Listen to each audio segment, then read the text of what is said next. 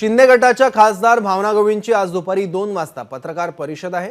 यवतमाळ वाशिममध्ये भावना गवळी यांची उमेदवारी नाकारल्याने भावना गवळी या पक्षावर नाराज असल्याचं चित्र आहे। काल मुख्यमंत्र्यांच्या यवतमाळमधील बैठकीलाही भावना गवळी गैरहजर राहिल्या।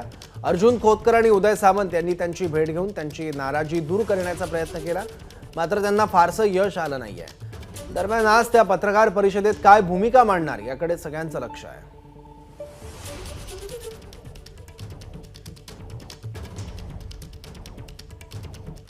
तर भावना गवळी प्रचारामध्ये सहभागी होतील, कोणालाही वाऱ्यावर सोडणार नाहीत, जबाबदारीत बदल होईल अशी प्रतिक्रिया मुख्यमंत्री शिंदेंनी दिली आहे। हां, माझी भेट त्यांची झाली, कालच झाली माझी भेट। त्यांची नाराजी दूर झाली आहे। बघा, शिवसेनेमध्ये एक बाळासाहेबांच्या विचाराचा आमचा पक्ष आहे। मी आपल्याला माहीत आहे की मी किंबहुना आपली शिवसेना बाळासाहेबांची कुणालाही वाऱ्यावर सोडणार नाही। ज्याचा त्याचा योग्य तो मान सन्मान, जबाबदारी निश्चितपणे दिली जात असते।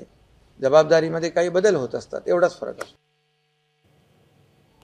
याबद्दल आणखी माहिती घेऊया, आपले प्रतिनिधी मनोज जयस्वाल आता आपल्या सोबत आहेत। मनोज, नेमक्या भावना गवळी काय भूमिका घेण्याची शक्यता आहे आज? सौरभ, एकूणच भावना गवळी यांना जे 5 वेळा निवडून आल्यानंतरही लोकसभा मतदारसंघात निवडून आल्यानंतरही त्यांना ऐन वेळेस आता तिकीट काढण्यात आलं होतं।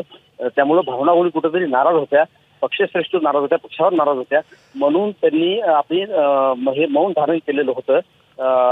अर्जुन खोतकर असतील किंवा उदय सामंत असतील, हे त्यांनी भेट घेतली होती, त्यांची नाराजी दूर करण्याचा प्रयत्न केला होता, मात्र त्यांना काही फारसं यश आलं नाही।